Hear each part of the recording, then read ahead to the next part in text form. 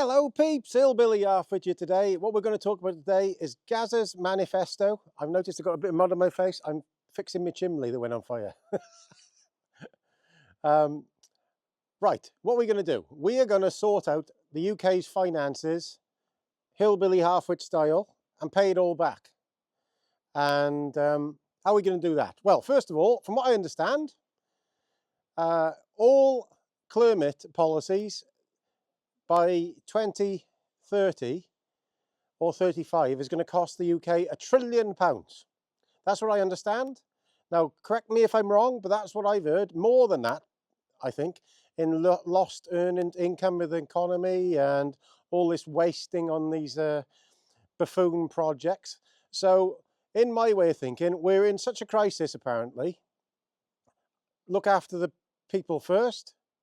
So I would completely put that on hold till after 2035. Because that is not an emergency. The emergency is elderly people and people hardly able to pay for their council tax and hardly able to pay for heating and everything in the UK. So what is Gaz's big plan? Here's his big plan. First of all, I would stop all overseas spending, and I would reimburse all the pensioners with their money that was taken off them. So £10 billion Ed Miliband gave abroad for climate change. I would bring that all back and I'd give it back to the pensioners. Straight away, that would give all the money back to them that he took away. So secondly, I would have a huge building program where I'd build 2, possibly 4 nuclear power stations in the UK. Paid for solely by the government, no outside money whatsoever. They would be built in the next 5 to 10 years and they don't release any carbon into the atmosphere whatsoever. And in the long term, it's like having a mortgage on your house. It's paid for and it'd be worth, well, we'd own it all. No private investor would own it whatsoever. And then what I do with that was I would halve everybody's electricity bills in the UK instantly. So people would be paying half their electricity bills, possibly less than half. That's what I do, because I think keeping people warm during winter time is a necessity, and pretending that the world is going to blow up is not a necessity. Especially while Tata Steel removes their steelworks from Wales, losing 5,000 jobs, and they've built that steelworks in Pakistan or China. The same steelworks, and they've got all the jobs there producing exactly the same carbon and CO2. So it's all nonsense. So that's what I do.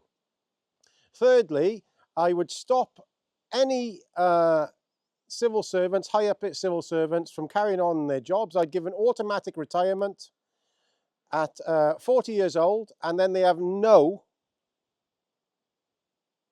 way of getting any decisions done, because we've had a guts full of them all. These people are lingering on, making decisions, and nobody can remove them.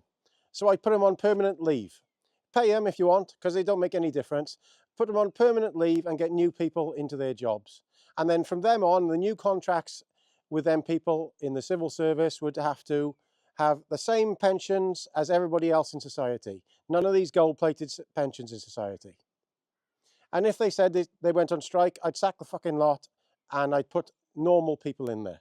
Normal people, and I mean normal people. None of these people have been in there for decades, normal people. And give them a chance, because I think this lot have run the country into the ground, especially since Blair came there. But I'm talking about all political parties now. So there we are. I've solved the whole crisis in one sweep and given people half the electricity bills, and we'll own all our electricity afterwards. So that is Gaz's plan. I don't know is anybody going to pick it up. And all these people who are pushing this nonsense of an emergency, when all we're doing is we're making our carbon go to another place, maybe a couple of 100 miles away, maybe a couple of 1,000 miles away, and then still producing the same carbon while losing our jobs for our people, want their head examined. Why don't people sort it out? So There's Gazza's hillbilly halfwit way of sorting out all the debt in the UK within 10 years and getting us back on balance. Unnecessary spending in councils. It should be all audited, and anybody doing unnecessary spending needs to be sacked immediately without a pension. And that should be instant. I mean next week, if I was in power. If you're caught fiddling the books, like lots of people have in Wales with the NHS, you look at my past videos, you'll see millions upon millions upon millions of pounds being squandered and hidden and fraudulently in Wales by quangos. They should be sacked immediately, and prosecution's been put onto them. Now, just the other day, I heard in Welshpool, that's not too far away from me, 40 or 50 mile, there's a project been going on there to do a tourist centre, to refurbish it, and it's gone 4 times over the budget it should be. And it's still ain't finished. And we're talking millions. So this is happening all over the country. Powys has got over 90 million in its climate budget, while they're closing hospitals. One of the hospitals I was born in personally, they're trying to close. And then all other hospitals I've used myself on a Sunday, one day when I nearly broke my arm, they want to close it on a Sunday, close the hours. That's what's happening in Wales. Wales, you can't get a appointment or an operation in Wales, but you can in the UK, because it's been run into the ground by these tossers. So there's Gazza's The Hillbilly Halfwit's Manifesto. And also, let's carry on. I only just thought about this one, the agricultural policy.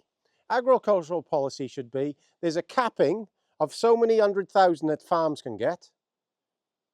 Once they go above that thing, they don't get no more.